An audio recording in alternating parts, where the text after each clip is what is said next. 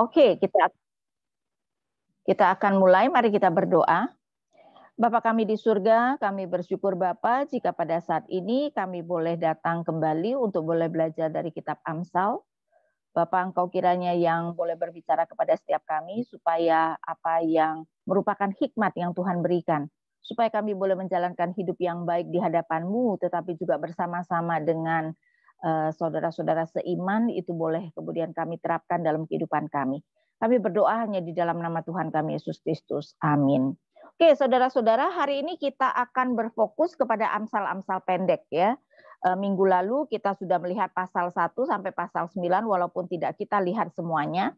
Nah, Amsal 1 sampai 9 itu lebih merupakan amsal-amsal yang kita bisa melihat ada kaitan antara ayat-ayat yang satu dengan yang lain. Tetapi mulai dari Amsal 10, maka kebanyakan yang ada adalah amsal-amsal pendek. Nah, di dalam amsal-amsal pendek ini kita melihat bahwa sering sekali dan memang ya bahasa-bahasa puisi sering sekali memakai paralel. Jadi kita akan melihat paralel terutama sinonim, antitetik, dan emblematik. Nah, pertama next kita melihat paralelisme sinonim.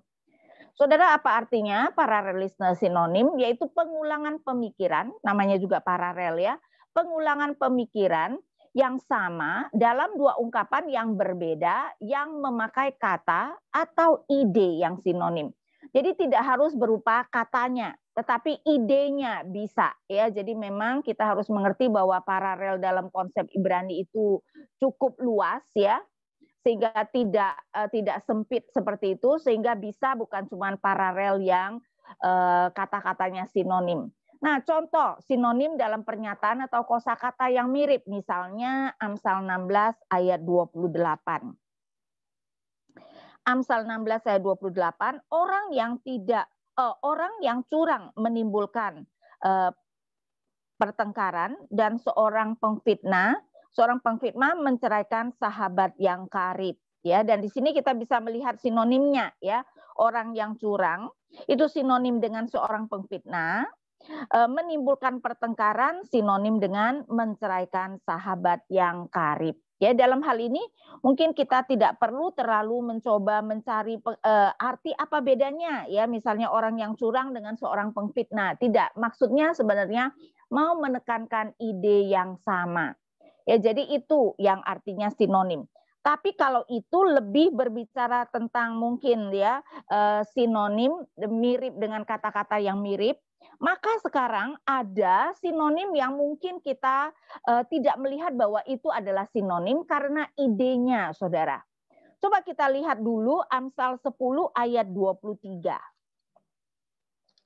Amsal 10 ayat 23, di sini dikatakan bahwa berlaku cemar adalah kegemaran orang bebal sebagaimana melakukan hikmat bagi orang yang pandai. Nah, mungkin kita akan berkata, wah kalau ini mah lebih mirip dengan antitetik ya, karena memakai kata-kata yang berlawanan. Mau mengatakan ide yang sama tetapi memakai kata-kata yang berlawanan. Nah, lagi pula di sini ternyata kalau kita melihat ya, nah saudara dalam hal ini ya, di dalam bahasa Ibraninya kata penghubungnya itu biasanya cuma satu huruf, yaitu huruf Vav. Repotnya itu huruf itu bisa diterjemahkan apa saja. Bisa diterjemahkan dan, bisa diterjemahkan tetapi, bisa diterjemahkan karena itu dan sebagainya. Nah, di sini diterjemahkan sebagaimana. Sebagaimana itu mirip dengan dan lah ya. Sehingga di sini LAI pun menafsirkannya sebagai paralel yang sinonim. Karena kalau ini adalah paralel yang antitetik, sekali lagi antitetik berarti memakai ide yang berlawanan, biasanya memakai tetapi.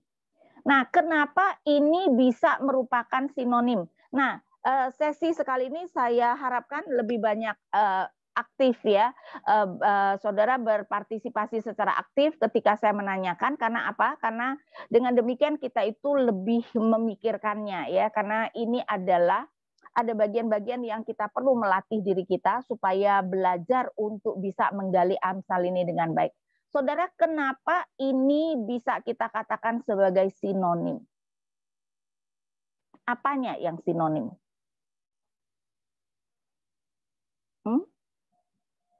Karena kalau kita melihat kata-katanya seperti berlawanan ya. Berlaku cemar itu kan berlawanan dengan melakukan hikmat. Orang bebal dengan orang pandai jelas itu adalah berlawanan. Tetapi kenapa ini tidak dianggap sebagai paralel antitetik, tetapi dianggap sebagai paralel yang sinonim? Ayo, kenapa sinonim? Apa yang menjadi kegemarannya persamaan? sama, Bu. Apa?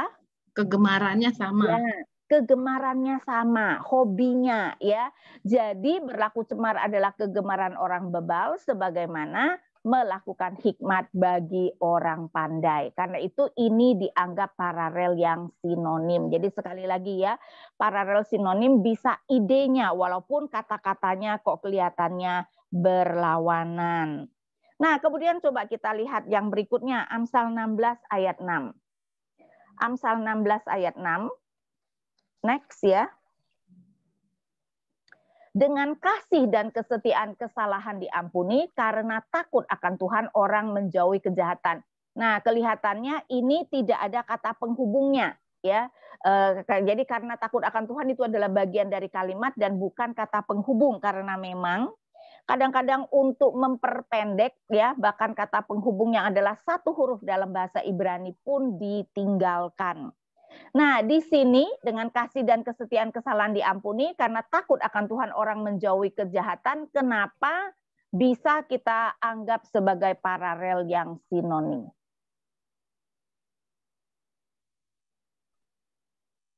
Apa yang menjadi persamaannya?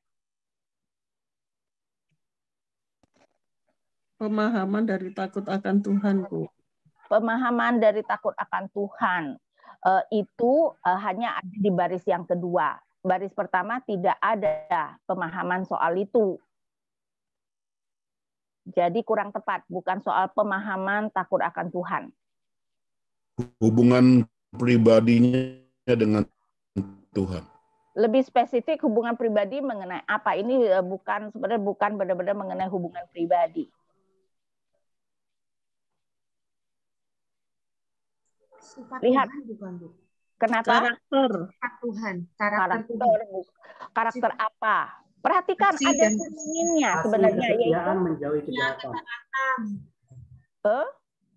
Saudara perhatikan ada sinonimnya, yaitu kesalahan dengan kejahatan. Itu sinonim sebenarnya ya.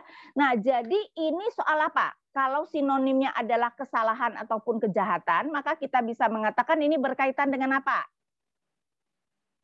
Berkaitan dengan kesalahan atau kejahatan dosa. Buatan.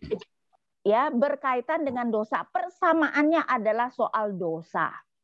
Cuman kalau baris atas dengan kasih dan kesetiaan kesalahan diampuni adalah apa yang terjadi kalau kita sudah berdosa. Ya, jadi bagaimana apa yang harus kita lakukan kalau kita sudah berdosa, yaitu kita meminta ampun ya, sehingga kemudian kesalahan kita diampuni. Tetapi yang baris kedua itu berkaitan bagaimana supaya kita tidak berdosa. Takut akan Tuhan, karena takut akan Tuhan orang menjauhi kejahatan. Bagaimana supaya kita jangan jatuh dalam dosa, kita hidup dalam takut akan Tuhan. Jadi sinonimnya adalah berkaitan bagaimana menangani dosa. Yang satu setelah dosa dilakukan, yang satu adalah bagaimana menjauhi dosa. Ya, jadi saudara ternyata paralel sinonim juga tidak sesederhana yang kita pikirkan. Ya, jadi ingat, bukan cuma kata-kata yang sinonim, tapi ide yang sinonim. Nah, Amsal 12:28 coba kita lihat karena saya memberikan lebih secara harafiah, LAI sudah memparafrasekannya. Ya, jadi kita melihat kalau LAI Amsal 12 ayat 28, di jalan kebenaran terdapat hidup, tetapi jalan kemurtatan menuju maut. Nah, itu sebenarnya sudah tidak harafiah. Karena itu saya berikan yang harafiahnya, jadi saudara jangan heran ya kalau berbeda dengan LAI. Di jalan kebenaran terdapat hidup dan dalam jalannya tidak ada kematian. Nah, saudara, apa yang terjadi ini adalah sering sekali kemudian kita itu berpikir bahwa ini adalah antitetik karena ada hidup dan mati. Ya, hidup dan mati itu berlawanan. Tapi sebenarnya perhatikan, tidak ada kematian. Jadi hidup dan tidak ada kematian sinonim atau berlawanan. Sinonim. Sinonim. Karena itu ini adalah sinonim. Di jalan kebenaran terdapat hidup dan dalam jalannya tidak ada kematian ya. Jadi kita harus hati-hati. Jadi ini adalah beberapa jenis amsal yang sinonim. Tapi amsal yang sinonim termasuk sebenarnya yang lebih sederhana. Saudara, nanti kita akan melihat amsal antitetik, ada yang simetris dan tidak simetris, dan yang tidak simetris itu yang kemudian mungkin seringkali tidak kita pikirkan. Jadi sekarang kita akan masuk kepada berikutnya, paralelisme antitetik. Nah, saudara, namanya juga paralelisme, masih pengulangan pemikiran yang sama. Jadi paralelisme antitetik bukannya memberikan dua pemikiran yang bertolak belakang, tidak. Pengulangan pemikiran yang sama, tapi dalam dua ungkapan yang berbeda yang diberikan secara kontras. Ya, jadi diberikannya dengan cara yang kontras, tapi sebenarnya dua kalimat itu mau menyatakan hal yang sama. Nah, kita nanti akan berfokus kepada yang tidak simetris karena itu yang jarang kita pikirkan. Ya, sekarang kita akan melihat satu dulu paralel antitetik yang simetris. Amsal 10 ayat 1 ya, Amsal 10 ayat 1, anak yang bijak mendatangkan sukacita kepada ayahnya, tetapi anak yang bebal adalah kedukaan bagi ibunya. Nah, saudara lihat ya, memakai kata tetapi. Tetapi artinya LAI melihat ini adalah amsal yang antitetik ya. Jadi seperti saya katakan, amsal yang sinonim biasanya kata penghubungnya diterjemahkan dan, amsal yang antitetik kata penghubungnya diterjemahkan tetapi ya. Tetapi bahasa Ibrani itu sama, satu kata vav. Karena itu apakah LAI menerjemahkan dan atau tetapi atau yang lain itu tergantung bagaimana LAI menganggap ini paralel apa. Dan betul ini adalah paralel antitetik. Nah, paralel antitetik yang simetris adalah antitetik di mana setiap bagian yang antitetik merupakan, nah ini kuncinya saudara, lawan kata yang tepat. Anak yang bijak lawannya adalah anak yang bebal. Bukan cuma bentuknya simetris ya, tetapi terutama saya mau kita melihat setiap bagian itu adalah lawan kata yang tepat. Anak yang bijak dengan lawan kata anak yang bebal, datangkan sukacita ya adalah lawan kata dari kedukaan. Nah, bagaimana dengan ayah dan ibu? Itu lawan kata bukan? Saudara, ayah dan ibu lawan kata bukan? Bukan. Bukan. Nah, kita harus mengerti konsep Alkitab ya. Alkitab tidak pernah mengkontraskan ayah dan ibu. Jadi kalau begitu ayah dan ibu dianggap apa? Ayah dan ibu dianggap sinonim. Saudara, di dalam setiap paralel antitetik pasti ada bagian yang sinonim. Nah, dalam hal ini ayah dan ibu dianggap sinonim ya. Jadi hati-hati. Nah, kita harus memakai konsep Alkitab ya. Jadi ketika kita berbicara tentang ide tentu saja adalah konsep Alkitab. Ayah dan ibu adalah sinonim ya. Alkitab tidak pernah mengkontraskan ayah dan ibu ya, dianggap sama. Oke, nah ini adalah paralel antitetik yang simetris. Terutama kita lihat tadi lawan katanya ya, anak yang bijak lawan anak yang bebal. By the way, saudara ya, anak yang bebal, anak yang bodoh, berarti orang yang tidak takut akan Tuhan walaupun itu adalah umat Allah. Nah, next kita sekarang melihat paralel antitetik yang tidak simetris. Di mana antitetik ya, di mana ada bagian yang antitetik yang bukan merupakan lawan kata yang tepat. Dan karena itu perlu dicarikan lawan kata yang tepat. Nah, jangan slide-nya jangan di-next-kan dulu. Saya mau supaya kita lihat dulu, Saudara. Amsal 10 ayat 5. Mari kita lihat sama-sama sebelum kita lihat PPT-nya ya. 10 ayat 5. Amsal 10 ayat 5. Siapa mengumpulkan pada musim panas ia berakal budi, siapa tidur pada waktu panen membuat malu. Nah, coba kita mencoba memberikan struktur. Berarti siapa mengumpulkan itu dikontraskan dengan siapa tidur. Pada musim panas adalah pada waktu panen, dan berakal budi dikontraskan dengan membuat malu. Nah, saudara, saya mau bertanya, siapa mengumpulkan dengan siapa tidur? Itu lawan kata yang tepat atau tidak? Ingat konsep Alkitab. Siapa mengumpulkan dengan siapa tidur? Lawan kata yang tepat atau tidak? Amsal 10 ayat 5. Tidak. Bukan. Loh, kalau mengumpulkan berarti bekerja. Tidur bekerja apa enggak? Tepat. Tidak. Jadi saya rasa dalam konsep Alkitab ya, ini adalah lawan kata yang tepat. Mau berbicara dengan orang yang bekerja dan orang yang tidak bekerja. Jadi ini kita anggap lawan kata yang tepat. Walaupun secara kata-kata berbeda. Tapi ingat, ide. Ya, jadi ingat idenya. Idenya adalah orang yang bekerja pada musim panas, dia berakal budi, tapi orang yang tidak bekerja pada waktu panen membuat malu. Jadi itu kita anggap sebagai lawan kata yang tepat. Pada musim panas dengan pada waktu panen, musim panas dan waktu panen, lawan kata atau sinonim? Sinonim. Ingat ya, tadi saya mengatakan di dalam setiap paralel antitetik pasti ada sinonimnya. Musim panas, waktu panen memang adalah musim panas, itu adalah sinonim. Nah, berakal budi dengan membuat malu. Ingat ya, ide Alkitab. Lawan kata yang tepat atau bukan? Lawan kata yang tepat. Lawan kata yang tepat. Lawan kata yang tepat? Biasanya berakal budi berbicara tentang bijak ya. Lawan katanya apa kira-kira? Bodoh. Tidak berhikmat, tidak berakal budi. Ya, kalau bisa tambahkan tidak kita. Nah, beda nggak sih dengan membuat malu? Beda nggak? Sama. Beda. Jadi ini sebenarnya adalah yang tidak tepat. Karena itu coba next kita melihat. Nah, karena itu kenapa saya mengatakan ini adalah tidak simetris. Nah, saudara, apa yang kita lakukan? Kalau itu adalah lawan kata yang tidak tepat, kita berikan lawan kata yang tepat yang kita masukkan dalam tanda kurung. Ya. Jadi siapa yang kumpulkan tadi dengan siapa tidur itu sudah lawan kata yang tepat.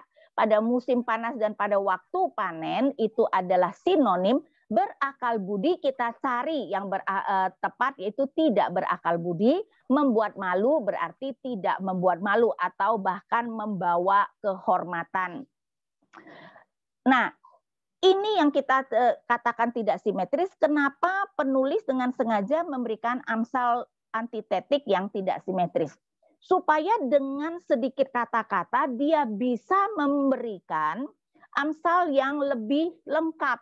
Ya, karena itu sebenarnya di sini mau mengatakan orang yang mengumpulkan pada waktu musim panas bukan saja dia berhikmat, tapi dia itu tidak membuat malu keluarga atau malahan membawa hormat kepada keluarga. Sedangkan orang yang tidur pada waktu panen bukan saja sebenarnya membuat malu keluarga, tetapi dia juga tidak berakal budi. Ya, jadi ini adalah kegunaan antitetik. Paralel antitetik yang tidak simetris. Jadi saudara, yang perlu kita lakukan adalah kita cari simetrisnya. Nah, karena itu coba kita lihat yang lebih jelas. Nah, tapi jangan lihat itu PPT dulu. Coba sekarang kita lihat Amsal 28 ayat 27. Dan di sini kita bisa mendapatkan sesuatu yang sangat menarik. Amsal 28 ayat 27 saya bacakan ya. Siapa memberi kepada orang miskin tak akan berkekurangan, tetapi orang yang menutupi matanya akan sangat dikutuki. Saudara, memberi kepada orang miskin dengan menutup mata, lawan kata yang tepat apa enggak? Iya, tepat. Iya? Tidak. Tidak dong, yang satu soal memberi, yang satu soal menutup mata. Sebenarnya kalau kita melihat ini berbicara tentang dua hal yang berbeda. Karena itu saya lebih melihat ini bukan lawan kata yang tepat. Kemudian tak akan kekurangan dengan dikutuki.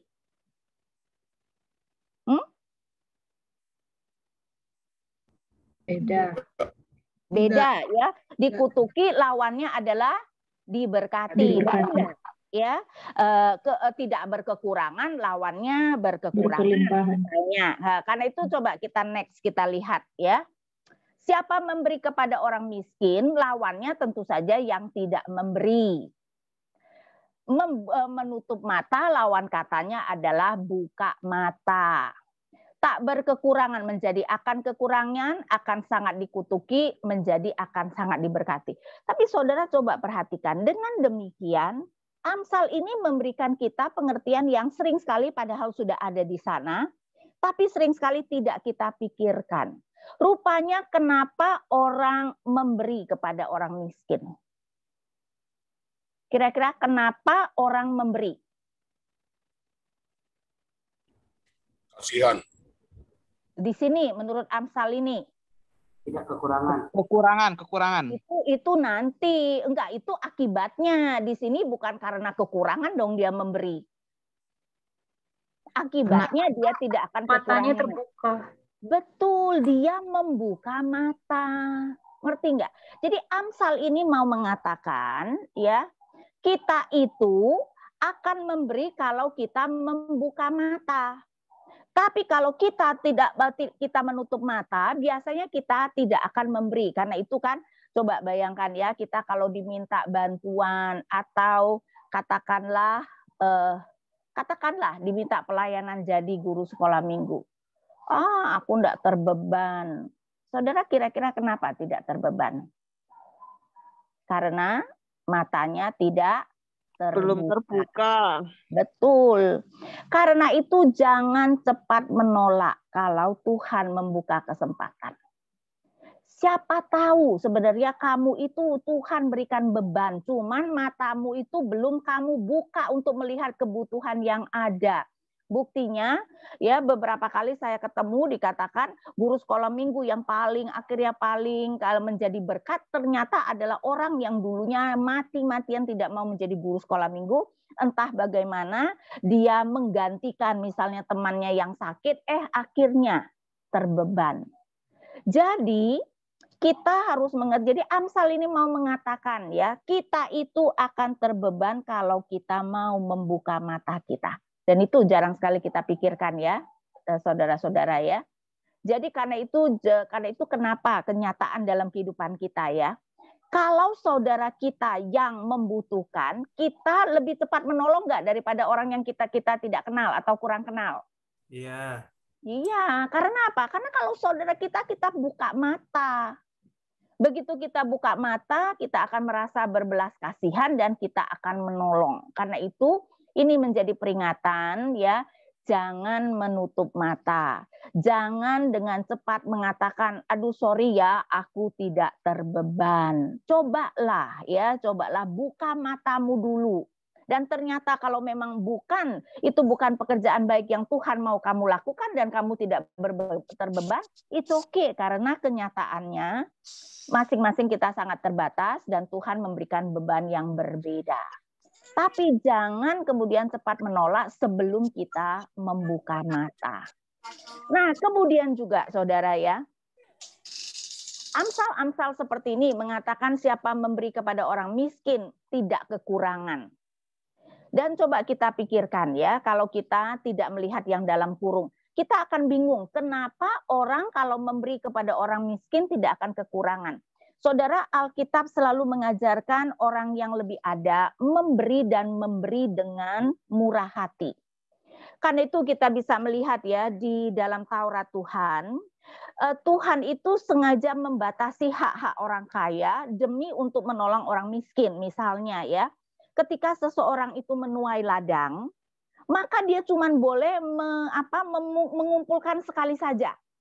Ada yang tercecer itu tidak boleh dia kumpulkan. Maksudnya termasuk pegawai-pegawainya tidak boleh mengambilnya. Itu khusus untuk orang asing, janda dan yatim boleh datang memungut apa yang tercecer. Dan itu yang kemudian kalau kita tahu di dalam kisah Rut ya, yang Rut lakukan. Begitupun juga kalau musim menuai anggur, cuman boleh sekali menuai. Yang tercecer itu biar orang asing, janda dan yatim. Supaya apa? Supaya orang miskin itu bisa ada, masih bisa ada jalan untuk hidup. Bahkan ya sisi-sisi 4 sudut dari ladang tidak boleh dituai, walaupun tidak dikatakan berapa banyak misalnya. Kalau saudara seiman berhutang karena butuh dan tidak bisa membayar, tahun ke-7 hutang dianggap lunas. Begitupun juga kalau seorang budak Ibrani, hanya budak Ibrani ya, dia misalnya terpaksa karena hutang menjual diri sebagai budak, tahun ke-7 dia harus dilepaskan. Tapi saudara, tuan yang melepaskannya tidak boleh melepaskan dengan tangan kosong. Tetapi harus melepaskan dengan memberi ternak, memberi bibit apa supaya budak yang dilepaskan tadi kemudian bisa memulai hidup yang baru. Kalau enggak ada uang, nanti dia terlibat hutang lagi, nanti menjual diri lagi menjadi budak ya. Karena itu misalnya saya bacakan Ulangan 15 ya, Ulangan 15 saya bacakan dari ayat 12. Apabila seorang saudaramu menjual dirinya kepadamu, baik seorang laki-laki Ibrani ataupun seorang perempuan Ibrani, maka ia akan bekerja padamu 6 tahun lamanya, tetapi pada tahun yang ke-7 engkau harus melepaskan dia sebagai orang merdeka. Dan apabila engkau melepaskan dia sebagai orang merdeka, maka janganlah engkau melepaskan dia dengan tangan hampa. Jadi bukan saja dia tidak harus bayar, kamu tidak boleh melepaskan dengan tangan kosong. Kau harus dengan limpahnya memberi bekal kepadanya dari kambing dombamu, dari tempat pengirikanmu dan dari tempat pemerasanmu, sesuai dengan berkat yang diberikan kepadamu oleh Tuhan Allahmu, haruslah kau berikan kepadanya. Jadi orang Israel disuruh memberi dengan murah hati. Nah, pemikiran kita adalah Tuhan kalau untuk hidup aja kita itu tidak banyak berkelebihan. Kalau kita memberi, bagaimana nanti ya? Berarti nanti simpanan akan berkurang ya. Matematika kita kan begitu ya. Kalau kita sekarang ketika masih bisa produktif, kita harus menabung dong untuk hari tua, untuk nanti anak sekolah. Kalau kita banyak memberi Tuhan, banyak menolong orang, bagaimana nanti bisa cukup? Nah, Tuhan berkata, jangan khawatir, kamu tidak akan kekurangan karena Aku akan berkati. Walaupun betul ini bukan janji Tuhan ya, tetapi kan di bagian lain, Amsal secara umum bukan janji Tuhan, tapi kita tahu bahwa di bagian lain jelas Tuhan berjanji akan memelihara umatnya. Kan itu saudara, Amsal ini sebenarnya memberitahukan kepada kita, seperti juga banyak Amsal yang serupa, jangan takut memberi. Kenapa ayat-ayat ini diberikan? Bukan seperti kadang-kadang ajaran ya, ajaran tertentu dalam zaman ini, ayo kita banyak memberi supaya nanti kita menghasilkan 10 kali lipat, 100 kali lipat. Itu namanya investasi ya, memberi dengan tujuan mendapat untung. Padahal kita memberi dari apa yang sudah Tuhan berikan. Ya enggak? Jadi kita itu bisa memberi karena Tuhan sudah memberi. Dan Tuhan tuh mengerti bahwa kita orang Kristen sering sekali khawatir tentang masa depan. Dan karena itu tidak berani menolong dengan murah hati. Karena itu Tuhan mau mengatakan, jangan khawatir karena aku akan memberkati. Ya, nah, sedangkan siapa yang tidak memberi adalah karena orang menutup mata. Jadi dia tidak memberi dan dia akan kekurangan. Karena kenapa bisa tidak memberi malah jadi kekurangan? Karena dia akan sangat dikutuki. Jadi kita melihat bahwa matematika Tuhan itu berbeda dengan matematika kita. Nah, ini adalah sehingga kita melihat ini adalah simetris yang antitetik yang tidak simetris. Nah, satu lagi coba kita lihat Amsal 14 ayat 4, jangan digeser dulu ya. Amsal 14 ayat 4, sesudah itu saya berikan kesempatan untuk bertanya sebelum nanti kita masuk kepada emblematik ya. Amsal 14 ayat 4. Kalau tidak ada lembu, juga tidak ada gandum, tetapi dengan kekuatan sapi banyaklah hasil. Nah, saudara, sebenarnya kalau tidak ada lembu, bukan juga tidak ada gandum. Saudara bisa coba lihat versi Inggris. Kalau tidak ada lembu, palungan bersih. Ya, jadi mungkin itu ada kata-kata yang memang sulit diterjemahkan, ya. Tapi sebenarnya yang ada adalah sekali lagi Amsal 14 ayat 4, kalau tidak ada lembu, palungan bersih. Tetapi dengan kekuatan sapi banyaklah hasil. Nah, kita bisa lihat nggak kalau ini tidak simetris, saudara? Jelas nggak kalau ini tidak simetris? Ya, karena itu coba kita lihat next, ya. Amsal 14 ayat 4 ini semuanya tidak simetris. Kalau tidak ada lembu, tentu saja kontrasnya adalah kalau ada lembu. Palungan bersih berarti kontrasnya palungan kotor. Dengan kekuatan sapi, kontrasnya adalah tidak ada kekuatan sapi, agak berbeda dengan lembu, ya. Ini ada kekuatannya, ya. Dan yang satu banyaklah hasil, kemudian tidak ada hasil. Saudara, tujuan Amsal ini apa? Mau mengatakan apa?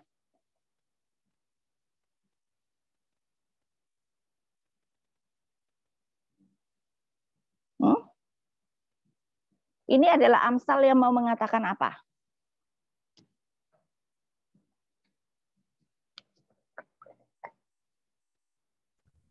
Tetap produktif. Produktif, walaupun apa? Mengenai pekerjaan? Iya, tapi intinya apa? Memang soal bekerja, soal produktif, tapi intinya apa?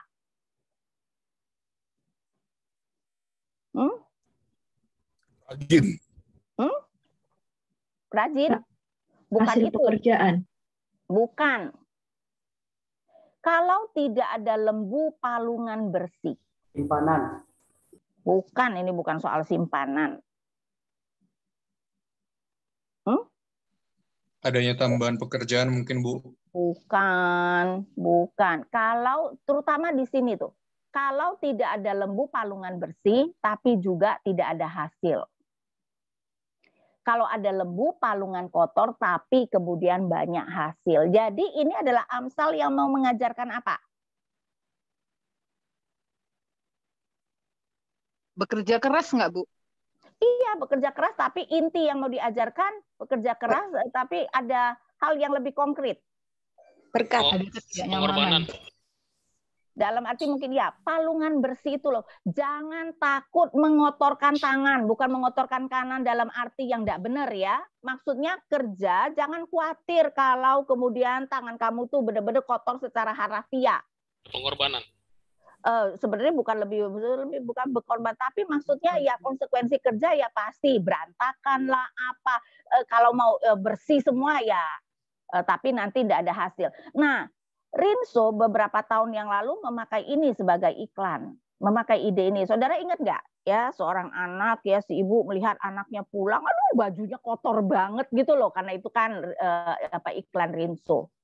Tapi dia bayangkan kalau anaknya tidak membuat sesuatu, ya bajunya memang bersih, tapi kan tidak ada hasil karyanya.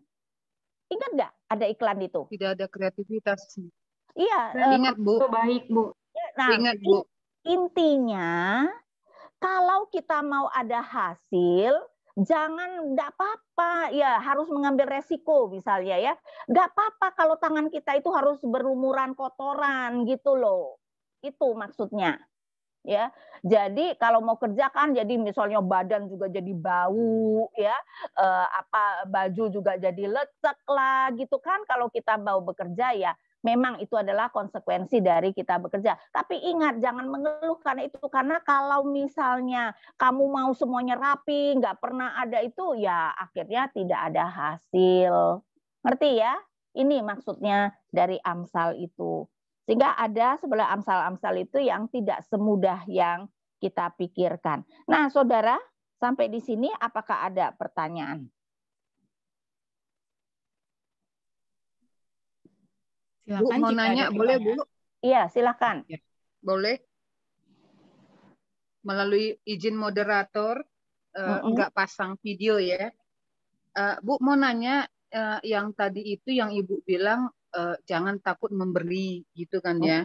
Karena janji memang bukan janji Tuhan akan mencukupkan atau apa, tetapi Tuhan memang meminta kita memberi.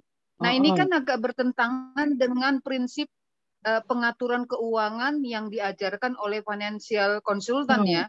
Kalau financial consultant itu kan sekian dulu simpen, ini dulu, ini dulu, baru sekian persen yang hanya bisa dikasih atau ya pokoknya dikasih gitulah ya untuk hal-hal lainnya.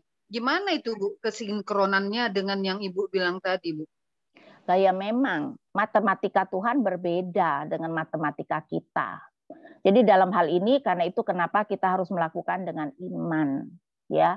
Kalau memang Tuhan memberi kita beban, walaupun secara manajemen keuangan itu tidak berhikmat, tapi kalau itu adalah beban dari Tuhan, ya, dan kalau Tuhan itu mempertemukan orang, ya, atau saudara seiman, saudara kita yang membutuhkan dana yang cukup besar, dan kita kan harus bergumul, Tuhan, apakah memang Tuhan itu mau aku menolong, dan kalau ternyata kita kemudian diberikan beban untuk menolong, ya sudah, dalam hal itu kita harus bertindak dengan iman, percaya bahwa Tuhan akan memelihara. Karena memang kalau setiap kali kita mikirkan mengenai manajemen keuangan, ya tidak bakalan berani memberi. Karena itu saya mengatakan bahwa matematika Tuhan berbeda dengan matematika kita. Kalau kita hanya mengandalkan matematika kita, manajemen keuangan, kita tidak akan berani memberi. Satu lagi boleh Bu? Iya, silakan.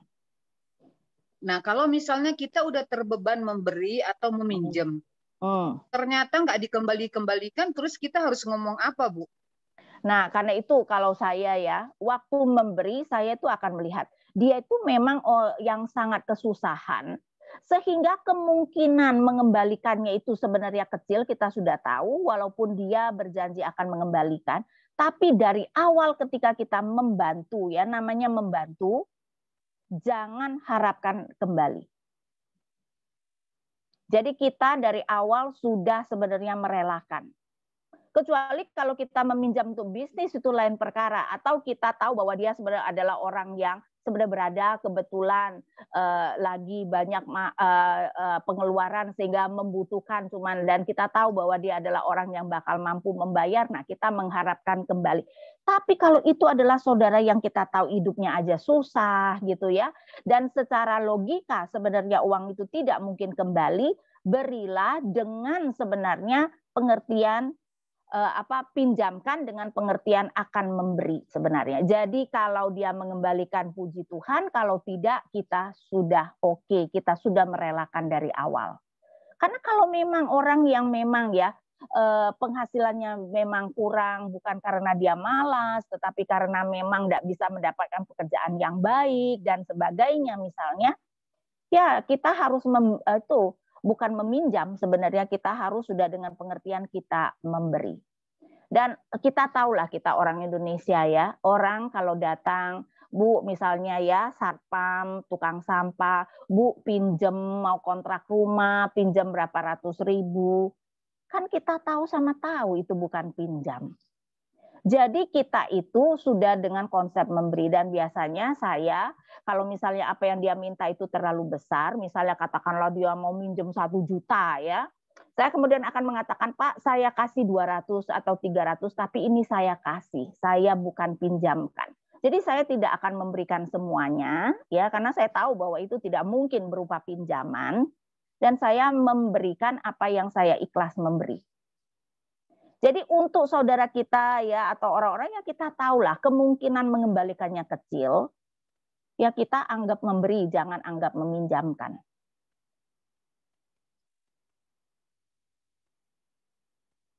Oke, masih ada pertanyaan?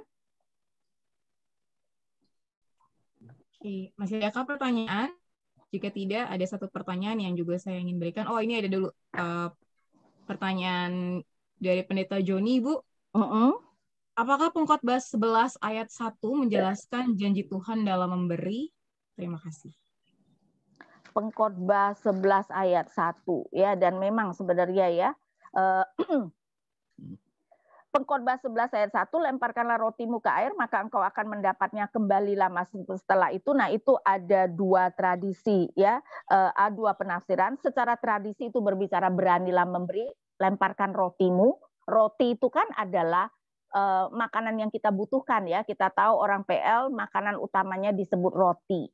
Itu berarti walaupun kita membutuhkan, kita juga berani memberi. Dan dikatakan kau akan mendapatkannya kembali lama setelah itu. Nah, tafsiran kedua adalah berbisnis. Tapi saya tidak setuju berbisnis karena apa? Bisnis kalau dapatnya kembali lama setelah itu bangkrut dulu ya. Orang bisnis kalau cash flow-nya kan harus cepat ya. Jadi saya lebih setuju dengan tafsiran tradisional di mana menyuruh kita untuk berani memberi. Dan memang engkau akan mendapatnya kembali lama setelah itu adalah prinsip Tuhan bahwa pada akhirnya nanti Tuhan itu akan in a sense mengembalikannya. Nah, itu berkaitan dengan ayat 2. Dan ini memang berkaitan dengan kita berbicara tentang memberi ya. Jadi coba kita lihat ke Pengkhotbah 11 ayat 2. Berikanlah bagian kepada 7 bahkan kepada 8 orang. Di dalam dunia kuno kata angka XX plus 1 yaitu menunjukkan kepada sebanyak mungkin orang. Karena engkau tidak tahu malapetaka apa yang akan terjadi di atas bumi. Nah, sekali lagi ini menunjukkan matematika yang berbeda. Saudara, kita berpikir karena kita tidak tahu malapetaka apa yang akan terjadi, harusnya banyak nyimpen atau banyak kasih orang. Nyimpen. Logikanya banyak ngasih, Bu. Tahu-tahu ya enggak ya kan untung ada simpenan atau tahu-tahu kita sakit berbulan-bulan bertahun-tahun enggak bisa kerja. Jadi logika manusianya kalau tidak tahu malapetaka apa banyak nyimpen bukan banyak memberi. Tapi sekali lagi matematika Tuhan berbeda. Nah, sekarang coba kita pikirkan Ayub, saudara ya. Ayub kan kita tahu harta bendanya habis semua. Ayub kalau dulu banyak memberi, hartanya habis. Kalau dulu dia tidak pernah memberi, hartanya juga habis. Nah, saudara kalau sudah begitu, mendingan dulu banyak memberi apa enggak? Memberi, Bu. Jadi berkat. Karena kalau dulu banyak memberi, sekarang orang akan menolong. Dan itu yang terjadi pada Ayub kan. Saudara tahu nggak bagaimana Ayub pulih? Saudara tahu nggak bagaimana Tuhan memulihkan Ayub? Karena kan Tuhan memulihkan Ayub bukan ternak-ternak dijatuhkan dari langit kan? Coba kita lihat ya, Ayub 42. Ayub 42, saya bacakan dari ayat 10. Ayub 42 dari ayat 10. Lalu Tuhan memulihkan keadaan Ayub setelah ia meminta doa untuk sahabat-sahabatnya dan Tuhan memberikan kepada Ayub 2 kali lipat dari segala kepunyaannya dahulu. Caranya yaitu ayat 11. Kemudian datanglah kepadanya semua saudara-saudaranya laki-laki dan perempuan dan semua kenalannya yang lama dan makan bersama-sama dengan dia di rumahnya. Mereka menyatakan turut berduka cita dan menghibur dia oleh karena segala malapetaka yang telah ditimpakan Tuhan kepadanya dan mereka masing-masing memberi dia uang 1 kesita dan sebuah cincin emas. Saudara-saudara datang langsung membawa uang. Padahal Ayub nggak minta. Belum ada telepon kan. Ayub kan nggak mungkin telepon satu-satu. Aduh saudaraku, aku tertimpa malapetaka. Tolong dong pinjamkan aku uang. Mereka sudah datang membawa uang. Apalagi nggak ada ATM juga. Berarti dari rumah tuh sudah bawa uang 1 kesita dan cincin emas. Nah uang 1 kesita itu sudah tidak diketahui jumlahnya berapa. Tapi saudara sebuah cincin emas, kita mungkin kira-kira bisa menilainya dengan nilai uang sekarang. 1 cincin, ayo. Saudara 1 cincin kira-kira berapa gram? Paling tidak 4 gram, 5 gram kali Bu. 5 gram. 1 gram sekarang 1 juta. Betul enggak? 5 juta. Saja 3-4-5 juta, belum uang 1 kesita. Jadi kita berbicara tentang di atas 5 juta lah. 1 orang di atas 5 juta. Banyak nggak saudara? Banyak. Kenapa mau? Tidak diminta loh ya. Kenapa rela? Karena sudah merasakan pertolongan Ayub sebelumnya. Saya rasa ada yang memang merasakan pertolongan Ayub dan mendengar begitu Ayub menderita langsung begitu dengan sukacita membawa. Ada yang saya rasa yang memang mungkin dari dulu kaya tidak pernah, tapi mengetahui Ayub adalah orang benar yang baik, menolong orang. Tuhan gerakkan dia. Jadi saudara, karena itu Tuhan berkata, beri ketika kamu mampu memberi karena kamu tidak tahu kapan kamu itu nanti butuh pertolongan. Kalau kamu tidak pernah memberi, jangan heran ketika kamu butuh pertolongan. Ada nggak yang mau menolong? Kagak ada. Jadi karena itu berilah selama kita mampu memberi. Ya, jangan terlalu memikirkan mengenai tabungan. Karena apa? Karena kita tidak tahu apa yang nanti akan terjadi. Ya, jadi itu prinsip Alkitab. Baik, terima kasih banyak Ibu. Nah, ini mungkin ada pertanyaan yang masih terkait dengan penjelasan tadi seputar Amsal pendek. Apakah pembaca pada masa itu Ibu sebenarnya terbiasa dengan pola tulisan seperti ini sehingga Salomo pun menuliskannya tanpa masalah begitu, dia tuliskan saja demikian. Kemudian apakah ini pola yang hanya ada di kitab Amsal sehingga memang kita perlu mengerti mengenai antitetik dan sinonim ini supaya bisa menginterpretasi dengan baik setiap ayat yang ada dalam Amsal? Paralel itu umumnya di dalam kitab-kitab hikmat itu memakai paralel ya, dan yang paling sederhana sinonim, antitetik. Kalau emblematik kelihatannya memang kebanyakan di Amsal, tapi mungkin di lain juga ada. Jadi bukan hanya di kitab Amsal. Ya, jadi memang bahasa puisi memakai seperti itu. Dan saya yakin pendengarnya ngerti. Seorang penulis tidak akan menulis sesuatu yang tidak dimengerti jemaatnya dong. Kita itu sering sekali mungkin meremehkan literasi daripada orang kuno ya. Mereka itu kalau soal membuat Amsal, berpantun itu jauh lebih canggih dari kita. Nggak tahu kenapa orang modern kok jadi kurang artistik ya. Berapa puluh tahun yang lalu orang Indonesia sering berpantun. Ya enggak, sekarang berpantun enggak? Kan kagak disuruh berpantun, mikir dulu tuh 2 jam baru muncul satu. Orang zaman dulu ya berapa puluh tahun yang lalu 5 menit tuh keluar satu pantun. Tapi kita enggak bisa karena tidak biasa. Jadi orang zaman dulu kayaknya literasi atau setidak-tidaknya kemampuan berpuisinya kayaknya jauh lebih tinggi dari kita. Jadi saya ya menganggap bahwa ini adalah sesuatu yang pastinya dimengerti dong. Kalau enggak ngapain tuh mengajarkan sesuatu yang sulit dimengerti atau enggak bisa dimengerti jemaatnya. Dan jangan lupa ya, orang dalam zaman Alkitab mendengar atau membaca Alkitab, saudara. Orang PL maupun PB mendengar atau membaca Alkitab. Mendengar, Bu. Mendengar, Bu. Nah, paralel pada dasarnya adalah pengulangan. Ya, mau menyatakan hal yang sama. Dan kalau kita mendengarkan gampang lupa. Karena itu kenapa paralel menjadi sangat penting. Karena itu sebenarnya pada dasarnya mengulangi ide yang sama.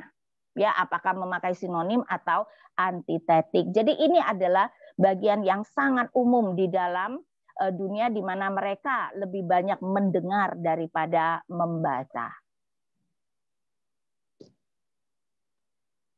Baik, terima kasih Ibu. Ini ada pertanyaan lain terkait Amsal 28 ayat 27 tadi. Apakah menutup mata itu sudah berbicara kognitif atau juga mengenai menjaga hati? Mengenai hati.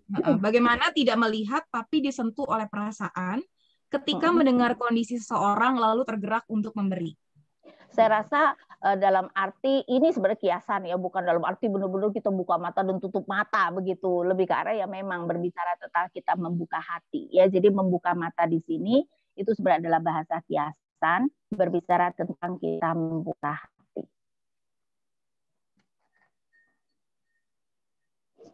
Ada lagi kah pertanyaan? Ini Bu, ada lagi satu pertanyaan, ini masih yang terkait. Jadi minggu lalu pertanyaan ini diberikan, tapi menurut saya ini mungkin juga bisa membantu. Adakah mungkin rekomendasi buku untuk menolong kita bisa memahami Amsal ataupun bisa semakin menghayati ayat demi ayatnya? Gitu. Rekomendasi buku dari Ibu. Biasanya ada komentari-komentari ya. Ya, jadi misalnya di dalam Amsal itu kan ada komentari-komentari. Tapi apa yang saya bacakan nanti deh saya harus cari dulu di sekolah ada satu buku yang sebenarnya yang kemudian memberi petunjuk bagaimana kita membaca Amsal ini. Tapi nanti saya WA deh ya. Saya tidak setiap hari ke STT soalnya sekarang. Ya, nanti saya WA deh. Baik Ibu, terima kasih. Ya, tapi kalau pada umumnya ya baca komentari ya, baca komentari untuk penjelasannya. Baik, saya rasa udah nggak ada lagi Ibu pertanyaan. Satu lagi boleh bertanya? Boleh, silakan Ibu. Bu Ina, tadi tentang ayat yang mengatakan bahwa kalau misalnya kita menggirik padi, kalau ada yang bercecer itu nggak bisa diambil oleh pengusaha. Ini ayatnya untuk pengusaha, khusus memang untuk pengusaha, atau ada relevansinya dengan karyawan seperti kita, Bu? Itu untuk pemilik ladang, Bu. Jadi kan orang Israel itu kan petani, Bu. Jadi itu masyarakat umum pemilik ladang. Ya, jadi karena itu ketika mereka menuai, mereka itu tidak boleh membiarkan yang dicecer itu dipungut lagi. Nah, prinsipnya tentu saja kita bukan petani, ya. Tentu saja ketika kita membaca Alkitab kita mengambil prinsip. Prinsipnya adalah sebenarnya adalah kita orang kaya, itu ada bagian dari kekayaan kita yang harus kita berikan untuk menolong orang miskin. Itu prinsipnya. Ya, sehingga sebenarnya dalam kita mengatur uang ya, kan Tuhan mengatakan yang milik kaisar berikan pada kaisar, yang Tuhan berikan pada Tuhan. Jadi ada untuk Tuhan, ada untuk pajak, ada untuk keluarga kita, ada untuk orang tua. Matius 15, Tuhan Yesus mencela orang, ada adat istiadat yang mengatakan kalau uang yang untuk pemeliharaan orang tua kemudian diberikan kepada kurban kepada Tuhan, seakan-akan orang tuanya tidak usah diberi lagi. Kata Tuhan itu melanggar hukum kelima, hormatilah ayah dan ibumu. Jadi ada uang kita untuk merawat orang tua kita, dan tentu saja ada bagian untuk menolong orang miskin. Nah, jadi ketika kita mengatur keuangan seharusnya sudah ada porsi di mana kita itu kita pakai untuk menolong orang-orang yang lebih membutuhkan di sekitar kita. Ya, jadi prinsipnya seharusnya itu berlaku untuk kita.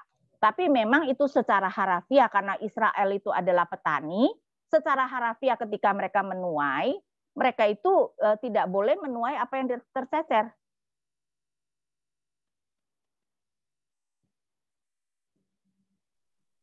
Kalau misalnya Bu, agama tetangga kan bilang begini, kalau misalnya ketika seseorang ketiban masalah atau kecurian atau apa, mereka kan punya prinsip, nah itu karena kamu kurang memberi gitu.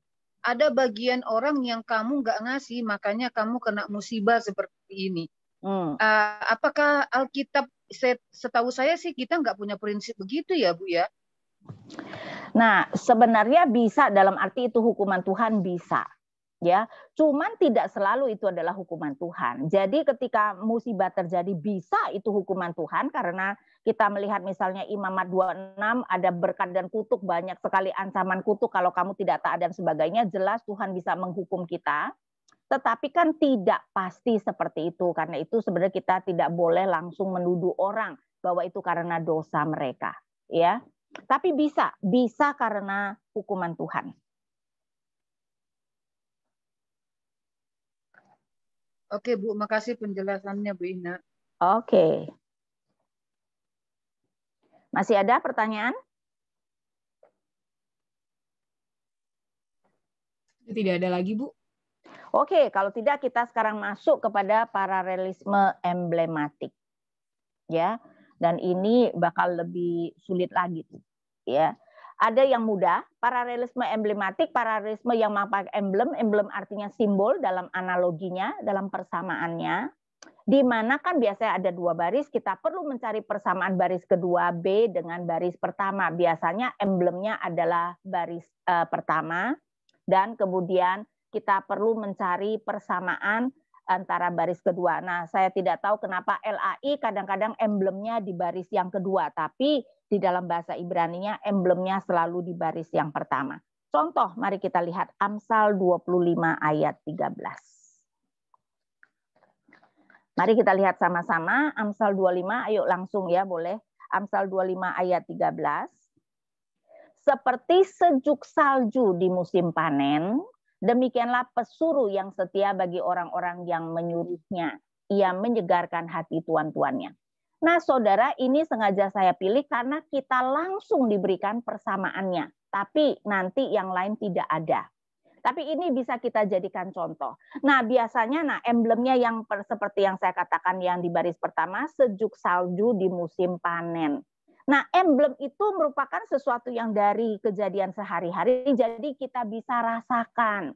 Musim panen, saudara, di Israel adalah musim panas. Dan di Israel panasnya ya, Timur Tengah itu kan panas, lebih panas tuh dari kita di Indonesia. Saudara bayangkan nggak lagi terik panas, tahu-tahu ada sejuk salju. Oke lah, kita orang Indonesia nggak ngerti salju. Tapi sebenarnya ada persamaannya. Ya dulu kalau belum pandemi kan lagi jalan panas-panas terik ya. Masuk mall, saudara, ya biasanya di pintu gerbang mall itu kan angin AC itu begitu itu rasanya apa tuh begitu masuk mall? Saudara tuh rasanya udah hampir mati kepanasan gitu. Begitu masuk mall rasanya apa? Segar. Segar. Ya. Langsung senangnya. Nah, itulah ya ia menyegarkan hati tuan-tuannya. Demikianlah pesuruh yang setia bagi orang-orang yang menyuruhnya. Lihat nggak? Kita perlu mencari persamaan antara B dengan A. Nah, jadi kita mikirin A-nya. Oh, rasanya segar. Nah, itulah artinya ia menyegarkan hati tuan-tuannya. Ngerti ya? Sekarang paralel emblematik artinya apa? Maksudnya seperti apa? Nah, sekarang kita yang lainnya yang tentu saja tidak diberikan kuncinya. Ini sudah langsung diberikan kuncinya. Tapi kebanyakannya itu tidak. Nah, sekarang jangan kita itu dulu ya. Sekarang coba kita lihat ayat berikutnya, ayat 14. Awan dan angin tanpa hujan, demikianlah orang yang menyombongkan diri dengan hadiah yang tidak pernah diberikannya. Saudara sekarang pikirkan, awan dan angin tanpa hujan.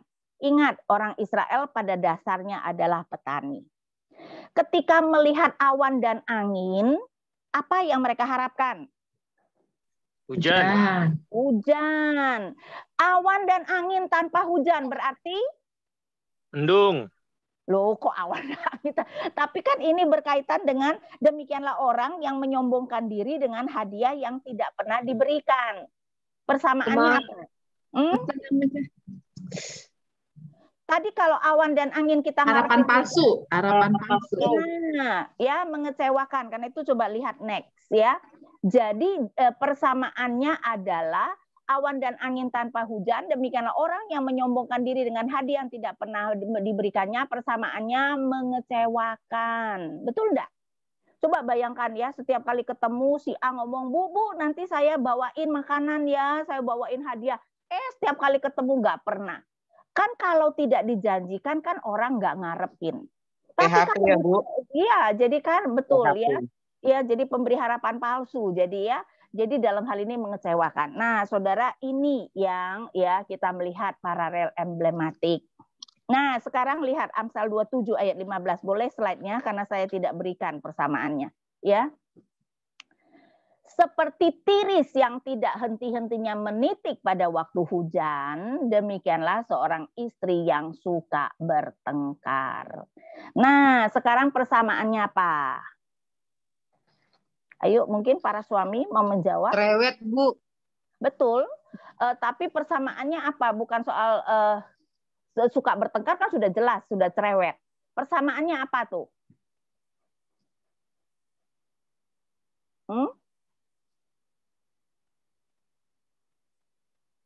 Ayo. Nggak ada kedamaian ya, Bu. Menyebalkan. Dan dalam hal ini coba kita perhatikan ya. Kita perhatikan juga detailnya. Saudara, tiris itu apa?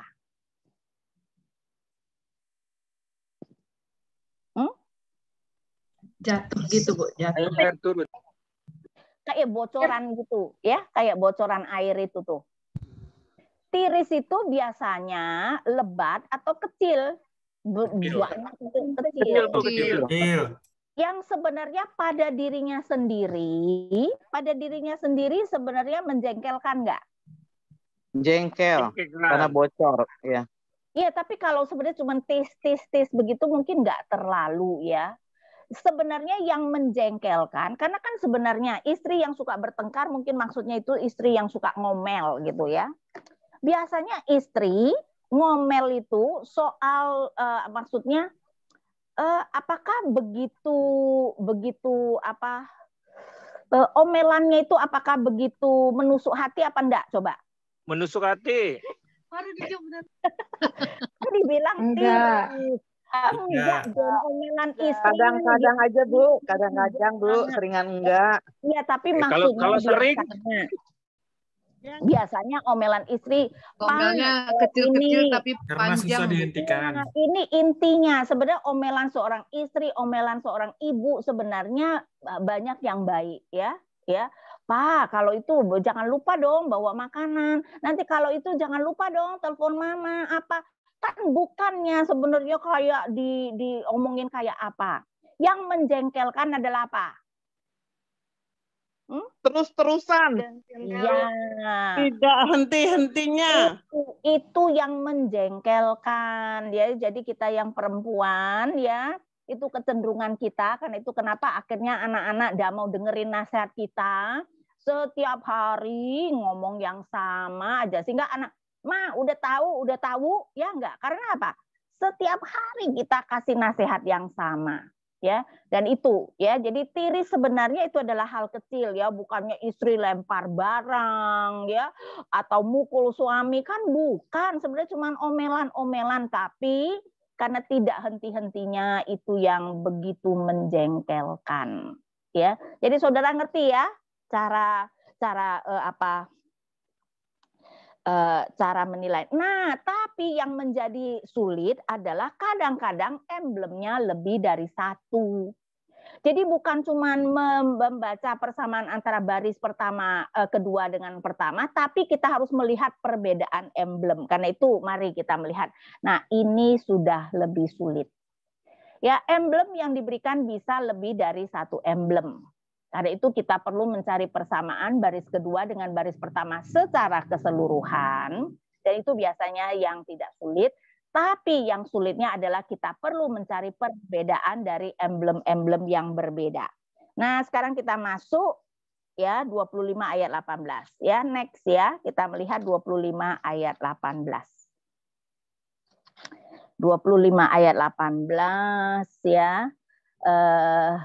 Seperti saya katakan, LAI kadang-kadang emblemnya di baris kedua, padahal emblemnya di dalam bahasa Ibrani pasti baris pertama. Karena itu saya berikan ya, seperti gada atau pedang atau panah yang tajam, demikianlah orang yang bersaksi dusta terhadap sesamanya. Nah, saudara-saudara, apa persamaan gada, pedang, dan panah?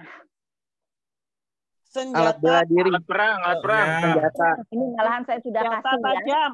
Ya, persamaannya gada, pedang, dan panah merupakan alat perang. Berarti orang yang bersaksi dusta seperti orang yang menyatakan perang. Ya, karena itu adalah alat-alat perang. Sekarang masalahnya, oke, jangan kasih halaman berikutnya dulu ya. Coba sekarang saudara-saudara, apa perbedaannya gada, pedang, atau panah berkaitan dengan bersaksi dusta? Ayo. Nah, ini sudah lebih sulit nih. Penggunaannya kan beda, Bu. Caranya. Betul. Apa? Akibatnya. Iya, tapi yang diberikan yang jelas, yang konkret. Mematikan. Semuanya juga mematikan.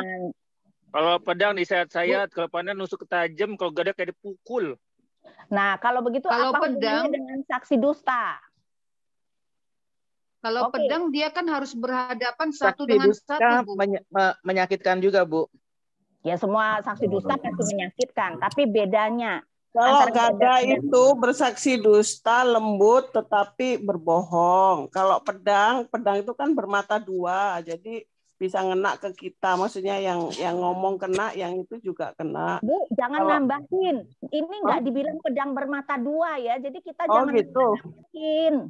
Iya. Lagi pula kok gada bisa lembut itu loh, Bu. Bukan kan tumpul. Tumpul dengan lembut itu berbeda ya. Tumpul Gadanya berbeda dengan Bima lembut. tuh. Hah? Saya bingung deh gada Bu, lembut. contohnya Bu, kalau pedang kita kan harus menghadapi lawan langsung kan? Ya. Apakah lawan kita langsung satu atau kita dikelilingi tapi ada silat pedang gitu loh. Jadi kita langsung. Kalau panah kita bisa menyakiti orang dari jauh tapi kena kesasaran dan mati. Sangat baik, semuanya bisa mematikan. Nah, berkaitan dengan saksi dusta artinya apa, Bu? Kalau pedang, bersaksi gada, dusta atau panah yang itu tajam bisa itu kelihatan bahwa itu memang untuk membunuh. Tapi kalau bersaksi dusta kita nggak tahu. Ternyata kita dibohongi. Gitu. Hah? Kalau orang yang bersaksi dusta bisa jarak dekat, bisa jarak jauh. Nah, makanya itu orang betul. yang menusuk kita itu kan orang dekat itu kan lebih banyak. Kalau jauh kan kadang betul. Nah, nusuk gitu. gada dan pedang kita itu masih ngelihat orang yang menyerang. Panah sudah tidak terlihat ya. Jadi gada maupun pedang kita melihat. Jadi berbicara kalau panah itu bisa serangan dari jauh. Fitnah yang kita bahkan tidak tahu siapa yang memberi. Ya, bisa saja itu orang yang dekat dengan kita tidak tahu kalau dia mengfitnah kita. Jadi panah itu digambarkan dengan fitnah yang lebih canggih ya, sampai kita saja tidak tahu siapa yang mengfitnah.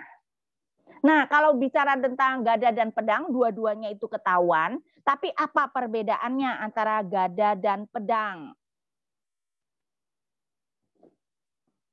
Kalau panah tadi sudah ya, panah tidak terlihat. Jadi sudah saksi dusta yang sangat canggih yang tidak ketahuan siapa pelakunya. Kalau gada dan pedang? Kalau pedang tajam dan kita tumpul. masih mendapat perlawanan, Bu. Gada ya bisa perlawanan juga bisa dong. Tapi betul tadi yang satu tajam dan tumpul, artinya berkaitan dengan saksi dusta. Ya, itu tadi Bu, bersaksi dusta itu kalau gada itu perkataannya lembut gitu loh. Maksudnya itu. Kalau pedang itu tajam menusuk gitu, Mbak. Bu, gada itu bukan lembut, tumpul itu namanya maksa. Ada fitnah yang kasar, Bu. Wawasan untuk bersaksinya itu loh. Enggak. Nah, kalau menurut saya ya, Bu ya, tapi memang itu bisa. Gada untuk sampai mematikan kamu itu harus pukul banyak kali biasanya. Kalau pedang bisa sekali tusuk tuh mati ya. Sehingga next deh, coba kita ini dan jarak pendek ya. Gada alat yang tumpul dan luka sangat jelas, fitnah yang kasar dan mudah diketahui. Pedang alat yang tajam dan luka lebih kecil, fitnah yang sudah lebih rapi. Panah serangan dari jauh, fitnah yang bahkan tidak diketahui sumbernya. Ngerti nggak? Kira-kira lah ya. Jadi lihat nggak perbedaannya yang itu perlu kita pikirkan ya. Kenapa memakai sampai simbol yang berbeda-beda sehingga dari satu Amsal saudara bisa lihat nggak penjelasannya jadi panjang lebar seperti ini ya saudara-saudara ya, sehingga itu adalah ngerti nggak mengenai apa yang saya maksudkan? Kamu paham? Oke, sekarang kita latihan ya. Amsal 25 ayat 20. Amsal 25 ayat 20 next boleh diberikan. Nah, ini LAI agak berbeda ya. Jadi saya bacakan dulu LAI Amsal 25 ayat 20, orang yang menyanyikan nyanyian untuk hati yang sedih adalah seperti orang yang menanggalkan baju di musim dingin dan seperti cuka pada luka. Nah, cuka pada luka itu harusnya cuka pada soda. Jadi harafiannya seperti ini. Seperti orang yang menanggalkan baju di musim dingin dan seperti cuka pada soda, demikianlah orang yang menyanyikan nyanyian untuk hati yang sedih. Berarti emblemnya ada berapa? Dua. Ada dua. Ya. Jadi seperti orang menanggalkan baju di musim dingin, pertama, dan kedua adalah seperti cuka pada soda. Ya. Nah, persamaannya sama-sama dingin. Kok sama-sama dingin? Cuka pada soda itu tidak ada hubungannya dengan dingin, Pak. Persamaannya adalah Nambah luka. menyanyikan nyanyian untuk hati yang sedih, ya. Sama-sama maksudnya ini menyanyikan sekarang ya, menyanyikan nyanyian untuk hati yang sedih ini harafiah atau bahasa kiasan. Harafiah. Jadi orang lagi sedih, kamu datang bawa gitar nyanyi. Bukan, maksudnya menghibur. Berarti ini adalah hiasan. Ya, jadi orang sedih kita datang menghibur. Nah, hasilnya ternyata menurut Amsal ini positif atau negatif? Negatif. Hati-hati ya. Ternyata Alkitab suruh jangan menghibur orang yang sedang susah. Ada dua akibatnya. Yang satu, seperti orang yang menanggalkan cuka pada musim dingin. Yang satu, cuka pada soda. Saudara, yang lebih muda itu cuka pada soda. Ayo coba pikirkan. Cuka pada soda berkaitan dengan orang yang sedih, yang hatinya dihibur. Apa reaksinya? Bu, maaf, itu cuka pada soda atau cuka pada luka? Ya, karena itu saya bilang berbeda. Ya, jadi versi Inggris cuka pada soda. Mungkin itu yang lebih tepat. Karena orang nggak kasih cuka kan pada luka. Nah, kamu kalau luka dikasih cuka nggak? Meloncat dong. Ya justru itu. Kasih betadin. Enggak, justru itu yang menjadikan itu masalah kalau saya lihat. Enggak. Ini adalah apa yang biasa terjadi. Jadi bukan sengaja. Itu kan orang umumnya tidak memberikan cuka pada luka. Ya, umumnya juga orang nggak menanggalkan baju di musim dingin. Kata siapa? Emang orang kalau di musim dingin kagak pernah ganti baju apa? Enggak dong, ini bukan ganti baju. Ini kayaknya saya sih kebayang dia di luar, tapi baju yang dipakai malah dibuka maksudnya gitu. Bukan. Dia orang kalau mau ganti baju kan harus menanggalkan, mau mandi kan harus menanggalkan. Ini Amsal itu emblem itu selalu dari kejadian sehari-hari, bukan sesuatu yang aneh. Itu biasanya sih begitu ya. Jadi emblem itu biasanya adalah dari kejadian sehari-hari, bukan yang aneh-aneh. Bu Ina, cuka dengan soda bukannya asam sama basa, Bu? Sekarang reaksinya apa? Kalau cuka sama soda itu kan bikin rasanya jadi hilang. Bikin rasanya jadi hilang? Rasa sodanya itu kan biasanya soda itu kan berbuih kan, ada gasnya. Nah, ditambah dengan cuka, jadi kan gasnya itu nggak ada jadinya. Oke, berkaitan dengan hati yang sedih, yang dihibur. Tawar hati. Tawar hati gimana? Bu. Tadi sebenarnya sudah benar tuh. Seperti cuka pada soda, tapi bukan langsung tawar. Berbicara berbuih, tapi buihnya cuman sebentar. Sebentar. Iya enggak? Nah, artinya hati yang sedih, yang dihibur? Ya, hiburannya terhibur sementara saja. Hanya terhibur sebentar saja. Betul, ya. Jadi rasanya seperti sudah terhibur, tapi ternyata sebentar saja nanti dia sedih lagi. Jadi berarti kan tidak ada gunanya. Nah, yang satu adalah seperti orang menanggalkan baju di musim dingin.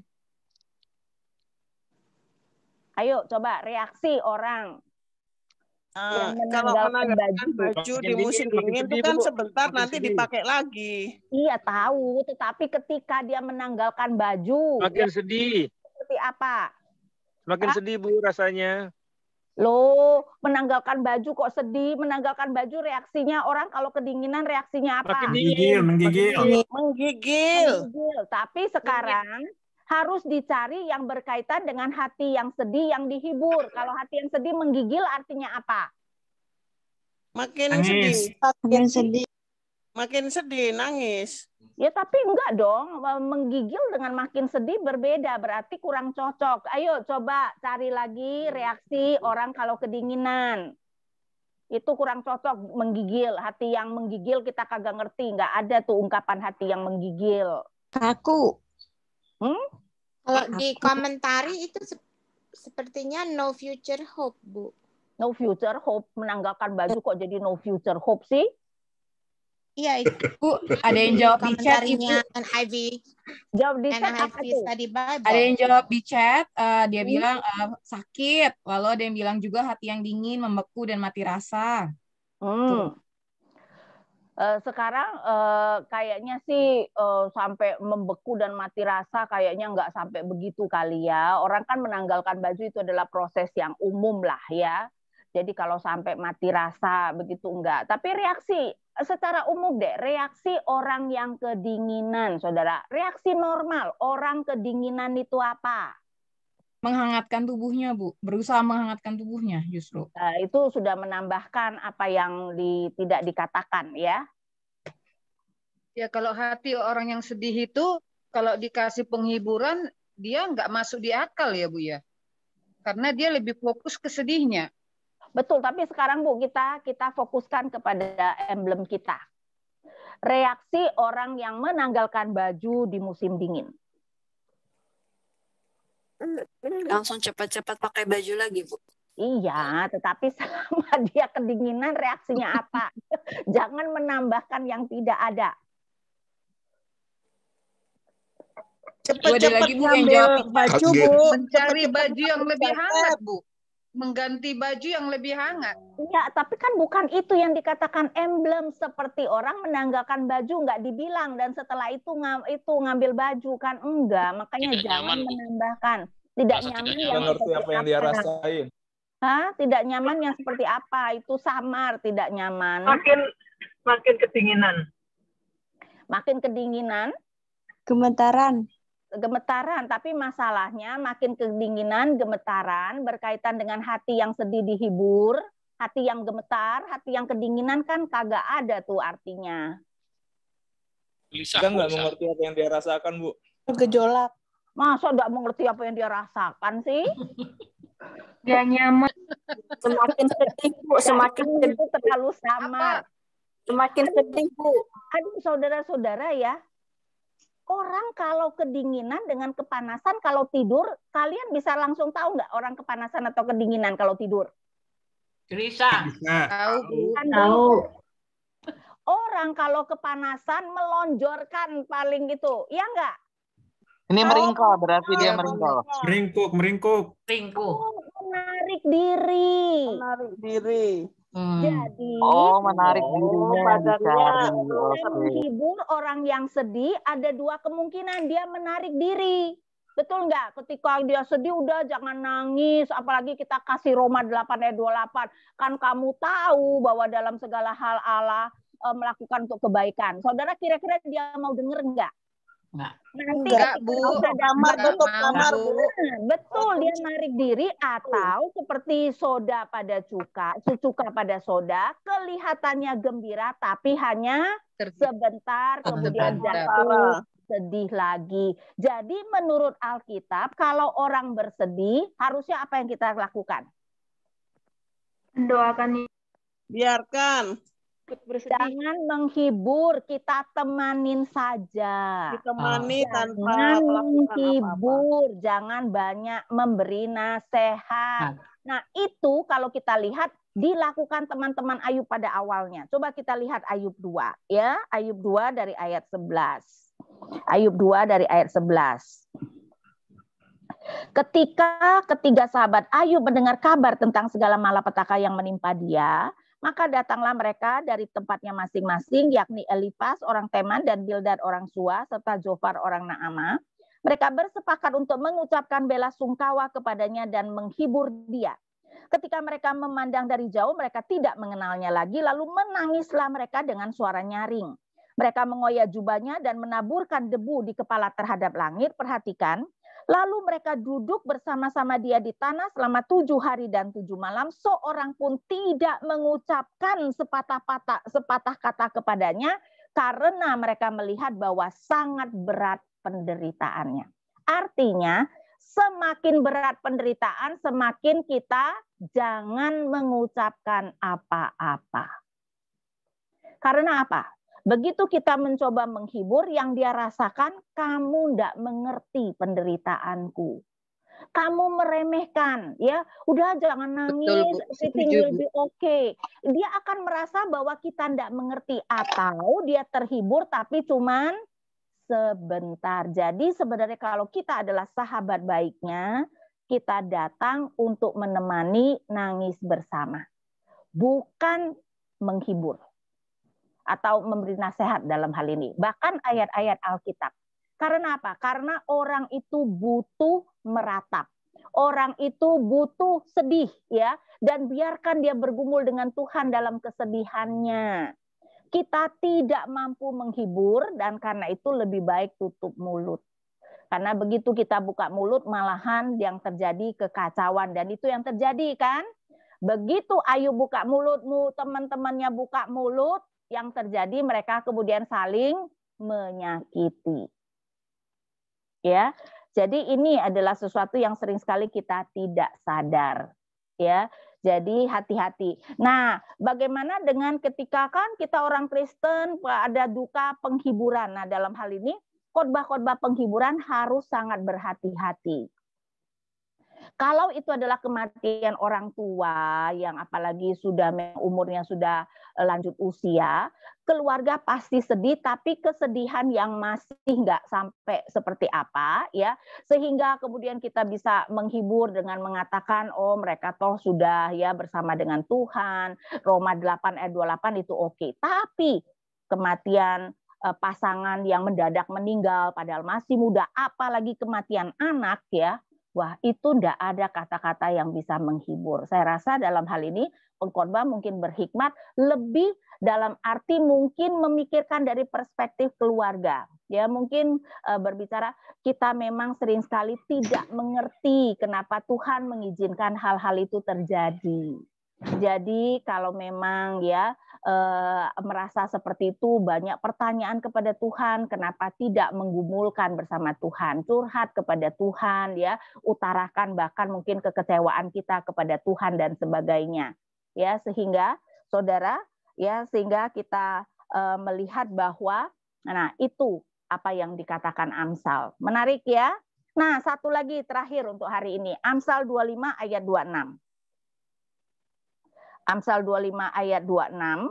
Nah, boleh juga diituin ya. Bentar ya. Oke, Amsal 25 ayat 26. Nah, ini juga agak berbeda ya, agak berbeda. Saya bacakan dulu LAI. Amsal 25, sorry, ini saya masih Ayub jadinya. Amsal 25 ayat 26. Seperti mata air yang keruh dan sumber yang kotor, demikianlah orang benar yang khawatir di hadapan orang fasik. Tapi sebenarnya lebih tepat seperti air mata yang keruh dan sumur yang kotor, ya, saudara juga bisa lihat versi Inggris. Demikianlah orang benar bukan khawatir itu terlalu mild, orang benar yang menyerah di hadapan orang fasik. Maksudnya akhirnya orang benar melakukan menyerah dengan orang fasik, ya, jadi melakukan kejahatan. Nah, saudara, apa persamaannya? Apa persamaannya? Sumber air. Menyerah. Air adalah orang benar yang menyerah, ya. Jadi mata air maupun sumur itu berbicara tentang orang benar, yang jadi keruh dan kotor mereka berarti menyerah, ya. Jadi sama-sama orang benar yang menyerah di hadapan orang fasik. Ya enggak? Kan mata air dan sumur kan itu air yang jernih, seharusnya digambarkan dengan orang benar jadi kotor sekarang. Seperti biasa, kesulitannya adalah perbedaannya. Apa yang menjadi perbedaan? Apa perbedaan mata air dengan sumur? Mata air yang keruh dan sumur yang kotor. Mata air itu sumber, Bu, sudah ada. Kalau sumur dibuat orang. Tapi kan kalau begitu berkaitan dengan orang benar, masa ada orang benar yang sudah ada orang benar yang dibuat orang. Kalau mata air mengalir terus, kalau sumur itu dia ada di satu tempat yang kalau misalnya kotor akan lama prosesnya. Kalau orang benar jadi apa? Orang benar yang mengalir dengan orang benar yang statis. Kalau mata air itu satu, kalau sumur itu kumpulan beberapa mata air, enggak, Bu? Enggak, di sini kan berbicara dua-duanya berbicara tentang satu orang benar ya. Jadi mewakili satu orang benar. Kalau mata air dalam sumur, orang benar yang benar-benar bersih dan dia mengalir terus-menerus. Kalau sumur itu orang benar yang kadang dia bersih, kadang dia kotor. Loh, itu kan juga ada mata air yang keruh, Bu. Oh iya, ada mata air.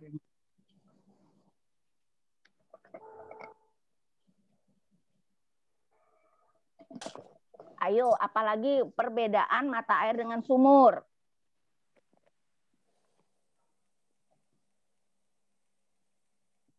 Kalau mata air dia hanya satu sedikit dia langsung kotor. Kalau keruh, kalau misalnya sumur dia tunggu banyak dulu baru dia kotor. Prosesnya perlahan-lahan. Sementara kalau mata air cepat prosesnya keruhnya. Maksudnya kalau mata air yang keruh cepat bersih lagi ya. Kalau sumur yang kotor susah dibersihkan. Susah. Yeah. Betul. Nah itu nanti akibatnya itu betul sekali. Nah sekarang mata air dan sumur sendiri apa? Itu akibatnya ya. Jadi tapi kalau mata air dengan sumur bedanya mata air bisa mata air mengeluarkan air sumur untuk satu keluarga atau lebih kecil lingkupnya. Enggak juga sih. Mata air mengalir. Kalau sumur itu dia di satu tempat tidak mengalir. Betul, tapi kalau kita berbicara tentang orang benar yang mengalir dan tidak mengalir kan rada aneh ya. Maksudnya apa coba? Kan itu harus dikaitkan dengan orang benar. Jadi karakteristik mata air dan sumur yang berkaitan dengan orang benar. Ini menggambarkan hati orang benar nggak? Keadaan, bukan hati ya. Keadaan orang benar. Keadaan. Mata air biasanya di permukaan, sumur itu di dalam. Jauh, dalam arti mata air lebih dangkal ya, sumur lebih dalam. Berarti kalau bicara tentang orang benar berarti berarti apa? Orang benar yang bijak. Orang benar yang dangkal maksudnya orang benar yang baru, Kristen baru misalnya. Sumur adalah orang Kristen yang sudah nah, itu betul sekali. Jadi dalam hal ini ya, jadi seperti mata air yang keruh dan sumur yang kotor. Jadi kalau mata air berbicara tentang orang benar yang kayaknya lah Kristen baru, ya sumur orang Kristen yang sudah kawakan lah seperti hamba Tuhan, penatua, ya. Nah sekarang kalau mata air yang keruh tadi sudah dikatakan mudah bersih lagi nggak? Biasanya kan mata air dangkal keruh. Ya, debunya tanahnya keluar nanti dibiarin 10 menit lagi aja sudah jernih lagi. Sumur kalau sudah kotor hampir tidak bisa dibersihkan. Nah, kalau begitu mau mengatakan orang benar kalau orang Kristen yang baru kalau dia berbuat kesalahan menyerah di hadapan orang fasik, dampaknya itu tidak terlalu besar. Tapi kalau itu adalah orang Kristen katakanlah seorang hamba Tuhan jatuh, dampaknya besar nggak? Dampaknya besar dan biasanya sulit dipulihkan ya. Jadi banyak orang yang mungkin menjadi kecewa dengan Tuhan dan sebagainya. Jadi inilah contoh emblematik ya, saudara-saudara. Oke, hari ini sampai di sini kita punya waktu untuk tanya jawab sekarang. Baik, terima kasih banyak Ibu Ina untuk penjelasannya dan terima kasih juga untuk partisipasi untuk setiap rekan-rekan alumni. Wow. Malam ini seru sekali ya tanya jawabnya, terima kasih banyak Ibu. Dan sekarang saatnya mungkin beberapa pertanyaan. Ada satu pertanyaan Bu yang masuk terkait dengan diskusi kita tadi. Jadi pertanyaan dari Kak Reza ini mengenai, jadi gimana sih Bu kita bisa paham Amsal? Kalau ternyata dari tadi kan kita tebak-tebak nih tafsirin ayat dalam Amsal. sebenarnya ada tools lain nggak sih untuk bantu kita bisa paham dari maksudnya si penulis ini sendiri? Itu, kalau saya bilang kayak begitu ya memang tadi kan karena itu saya mencoba ketika emblematik yang jadi susah kan, karena itu saya mengatakan jangan cuma lihat misalnya mata air dong, kaitkannya dengan orang benar yang masuk akal. Ya enggak tadi mata air mengalir, masa ada orang benar mengalir, kemudian orang benar nggak mengalir, kan itu berarti nggak masuk akal. Oh berarti bukan ini, kita cari lain lagi, ngerti nggak? Jadi mau nggak mau pakai trial and error, karena ini sebenarnya dari kehidupan sehari-hari kita itu bisa mengerti, cuman kita itu belum biasa. Dan kita ketika mengatakan itu kita tidak mencoba mengkaitkan dengan pernyataan yang diberikan. Kita perlu melihat tafsiran kita atau karakteristik kita dengan pernyataan yang diberikan harus klop. Kalau klop, oh oke, kalau begitu ini akhirnya yang masuk akal gitu. Berarti memang mau tidak mau kita harus membiasakan diri dan harus berusaha ya Bu supaya makin bisa memahaminya. Betul. Karena itu kan kenapa, ingat nggak Amsal 1 dikatakan teka-teki. Ya enggak, jadi kan Amsal 1 ayat 6 untuk mengerti Amsal dan ibarat perkataan dan teka-teki orang bijak. Namanya teka-teki berarti harus apa? Nebak-nebak kan. Mau enggak mau, ada yang tidak semua seperti itu ya. Tapi yang sulit mau enggak mau memang kita harus nebak. Ini lihat masuk akal enggak? Enggak masuk akal. Oh, kalau gitu mungkin tebakan kita salah, tebak yang lain lagi. Tapi kan enggak boleh lari dari emblemnya. Kan itu saya katakan, ayo fokus pada emblem, jangan main nambah-nambah. Tadi kan pakai nambah, nanti kan dia pakai baju lagi. Nah, itu kan sudah nambahin.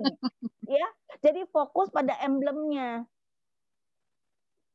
Tapi Bu, itu saya agak fungsinya air bersih itu dengan sumur itu jadi merubah yang saya pikir selama ini. Yang saya pikirkan mata air itu kan adalah sumber yang jauh lebih baik daripada sumur. Oh, tapi kan dalam hal ini kita harus melihat pernyataannya, Bu. Ya, harus lihat pernyataannya. Itu tidak sedang berbicara tentang itu adalah yang lebih baik kelihatannya, tapi kelihatannya lebih dangkal. Karena kalau berbicara tentang yang mana yang lebih itu tergantung sebenarnya sumurnya sudah terpolusi apa enggak kan, atau sumurnya itu digali di mana. Sumur itu sering sekali juga sebenarnya dari sumber mata air yang di dalam perut bumi kan Bu.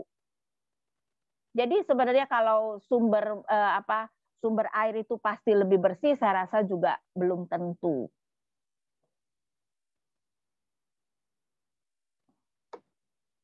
Baik, ini masih terkait dengan tadi Bu, bagaimana kita memahami Amsal. Jadi jika ada buku tafsiran Amsal yang berbeda satu sama lain, jadi gimana kita bisa menentukan mana nih yang paling tepat?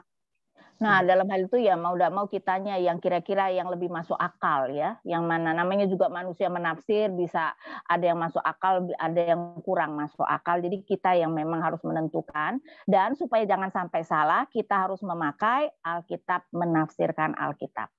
Dan tadi ya, berarti ternyata ketika kita menghibur itu digambarkan sebagai sesuatu yang kurang baik. Ternyata kan teman-teman Ayub ya, teman-teman Ayub melakukan tuh yang benar pada awalnya, dan kita lihat begitu mereka buka mulut bertengkar, berarti kan betul.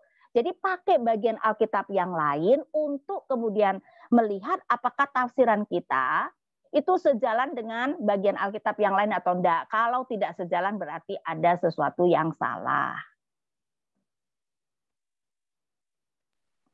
Izin. Terima kasih. Ya. Pertanyaan berikutnya. Adakah yang lain? Ya, izin bertanya, Bu. Ya, terkait masalah penghiburan tadi, Bu. Mungkin bangsa Israel beda tradisi dengan kita. Misalnya seperti kejadian Ayub itu, teman-temannya menemani dia sampai 7 hari, 7 malam di satu tempat seperti itu. Bahkan mereka kan ada misalnya sedang berkabung, membuat abu di kepala seperti itu. Nah, kita kan sangat berbeda gitu. Jadi contoh kejadian misalnya, kita selaku orang Kristen itu memang punya tradisi ketika teman kita berduka, misalnya meninggal, baik orang tua, pasangan atau anaknya, kita pasti menyampaikan penghiburan. Bagaimana kira-kira sebenarnya kalau saya amati selama ini cenderung hampir sama saja gitu. Jadi saya sendiri gitu ketika diperhadapkan pada kondisi seperti itu, saya selalu berusaha menyampaikan bahwa kedatangan kita sebenarnya hanya seperti ikhtiar gitu dan diiringi doa pastinya. Yang penghibur yang sejati itu pastinya bukan kita hanya berusaha bahwa kita turut berbelasungkawa gitu.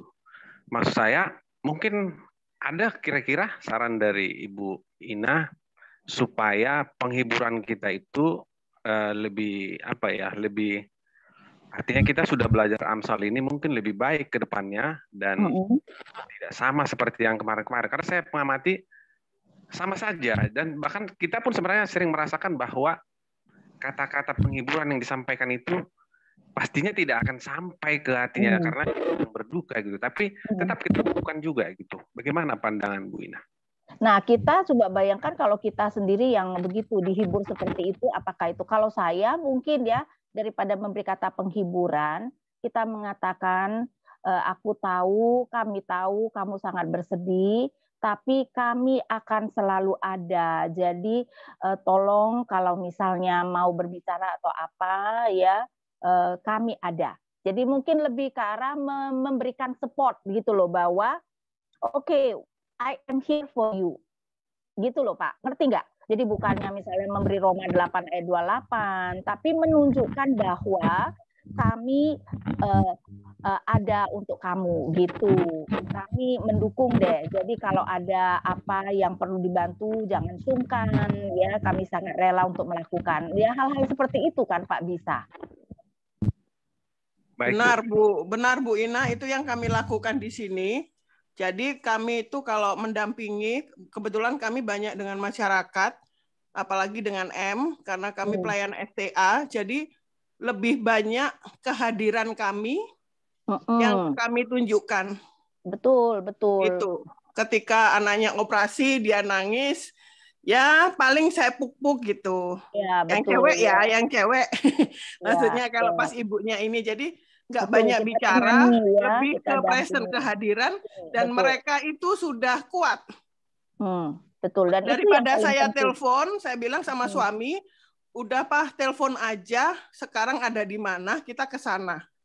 Gitu. Jadi kayaknya kalau telepon juga sia-sia istilahnya. Jadi ya mereka cukup tahu, oh ada Mbak Maya nih, kayak merasa aman juga. Murid-murid saya juga merasakan itu. Itu sih Bu, mungkin itu yang dapat. Ya, pendampingan yang paling penting ya, bukan nasihat yang keluar, tetapi bahwa kita bersama-sama dengan mereka, atau setidak-tidaknya kita menunjukkan bahwa kita bersama-sama ya. Jadi they can call anytime, yang nggak minta pertolongan apa, kita bersedia. Saya rasa itu akan memberikan penghiburan yang lebih. Terima kasih Bu. Oke, ya. Mau nanya dong Bu. Sekarang ini kan cara orang menghibur atau menunjukkan kehadiran dalam acara penghiburan beda dengan kita yang dulu ya. Kalau yang dulu kita datang ke tempat orang meninggal betul-betul ikut menangis, ikut menunjukkan kita berduka. Kalau sekarang fenomenanya kan dengan berfoto-foto di depan jenazah gitu kan ya. Betul. Terus ada dengan senyum, ada dengan apa, itu menurut Ibu kenapa bisa apakah memang benar caranya menunjukkan gitu atau memang sesuai zaman atau gimana ya Bu pergeseran itu ya Bu? Saya rasa juga karena dianggap bahwa keluarga yang berduka itu masih seperti kayak saya katakan misalnya kalau orang tua yang meninggal ya. Tapi kalau sebenarnya kita tahu keluarga sangat sedih ya kita juga tidak bakalan kan kayak begitu. Karena itu memang kitanya harus peka.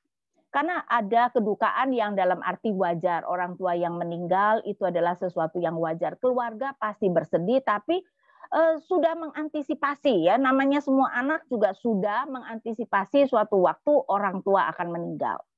Ya sehingga itu tidak shocking dan tidak itu, dan mungkin ketika begitu, dan itu memang sih menunjukkan ketidakpekaan kita ketika datang melayat ya.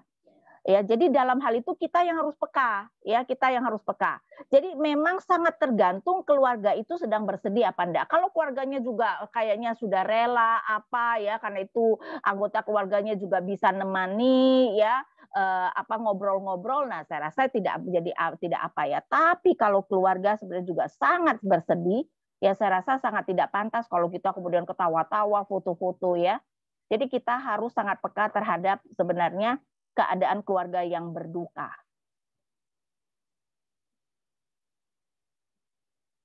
Baik, Ibu, saya mau baca pertanyaan yang masuk. Ya. Tadi kalau begitu, sebenarnya kalau kita mau mengambil satu ayat saja untuk dikhotbahkan, berarti nggak masalah ya, karena ternyata ayat-ayat tadi pun tidak terkait antara atas dan bawahnya juga. Ini yang Amsal-Amsal pendek memang begitu.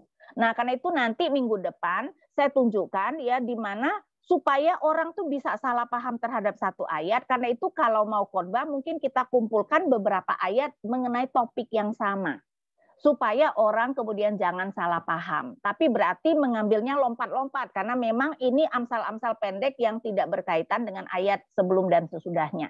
Jadi minggu depan kita akan berikan contoh beberapa yang seperti itu. Dan minggu depan nanti saya berikan juga PPT-nya, kita juga masih ada waktu, jadi kita akan bahas Amsal 31 istri yang cakap, ya ayat 10 sampai 31 itu. Baik, terima kasih Ibu. Ini ada pertanyaan lagi di chat dari Kak Reza. Salomo menulis ribuan amsal, nasihat, dan kata-kata bijak. Jika ditemukan tulisan Salomo selain yang ada di Alkitab, apakah bisa dimasukkan ke dalam Alkitab sebagai tambahan?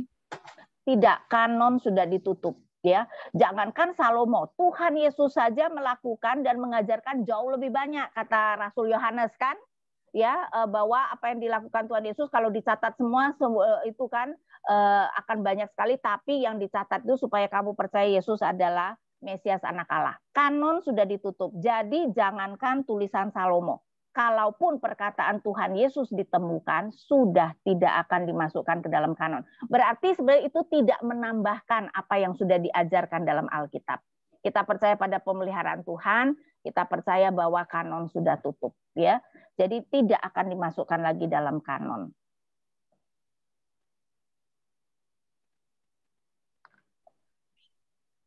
Ada pertanyaan lagi kah terkait amsal-amsal pendek ini atau masih terkait dengan paralel tadi? Paralel. Maaf ya Bu, ribet lidahnya. Oke. Atau mungkin tentang emblem-emblem tadi? Atau ada yang mau kasih teka-teki mungkin seperti Bu Ina tadi? Ya. Itu tadi seru sekali sih Ibu. Kak, saya coba tanya ya. Bukan tanya, menyampaikan satu hal. Berarti Bu Ina, kalau kita menafsirkan walaupun cuma satu ayat, tetap harus melihat tafsir jauh, tafsir dekat ya Bu? Kalau satu ayat begini mungkin enggak ya Bu ya. Jadi kalau saya rasa tafsir jauh, tafsir dekat lebih karena lihat konteks dekat, konteks jauh. Kalau Amsal yang pendek satu-satu ya enggak ada konteksnya Bu. Yang tadi Ibu bilang itu yang ambil ayat dicomot itu maksudnya gimana? Nah, kita melihat nanti ayat yang mengatakan, nah minggu lalu itu kita lihat, misal berbicara tentang kekayaan dan kemiskinan, itu kan ada beberapa ayat yang berbeda tempat-tempat. Nah, kita lihat supaya apa? Saling menafsirkan. Ya, karena memang prinsip kita menafsirkan Alkitab adalah Alkitab menafsirkan Alkitab. Satu bagian Alkitab tidak mungkin membicarakan segala sesuatu yang perlu dikatakan. Jadi kadang-kadang bisa menimbulkan salah paham. Kita harus memakai bagian Alkitab yang lain untuk memberi kelengkapan. Nah, itu yang akan kita lakukan. Dan saya pikir kalau mau berkhotbah lebih baik begitu. Ya, karena kalau satu ayat bisa disalah mengerti. Tapi kalau satu ayat cukup bisa dimengerti ya tidak menjadi masalah. Ini ada pertanyaan lagi Bu terkait Amsal 8 yang dapat dipakai untuk memperkenalkan Yesus ada di ayat mana ya? Nah, terutama sebenarnya ayat 30-an ya, coba kita lihat. Sebenarnya keseluruhan Amsal 8 harusnya berbicara tentang Yesus ya. Jadi karena itu kita mengatakan keseluruhan Amsal 8 itu adalah personifikasi dari Kristus. Cuman yang jelas itu mulai dari ayat 22, Tuhan telah menciptakan aku, tapi ingat ya, kita mengatakan tidak seharusnya diterjemahkan menciptakan, tetapi melahirkan aku atau mengeluarkan aku sebagai permulaan pekerjaannya. Jadi terutama mungkin dari ayat 22 sampai seterusnya, tapi terutama yang bisa kita lihat adalah ayat 35 dan 36. Karena siapa mendapatkan aku, mendapatkan hidup dan Tuhan berkenan akan dia. Tetapi siapa tidak mendapatkan aku, merugikan dirinya. Semua orang yang membenci aku mencintai maut. Itu jelas sekali mengingatkan kita pada Yesus ya. Tetapi juga mulai dari ayat 22 berbicara tentang hikmat itu sudah ada bersama-sama dengan Allah sebelum dunia dijadikan. Dan itu tentu saja juga mengingatkan kita akan firman ya.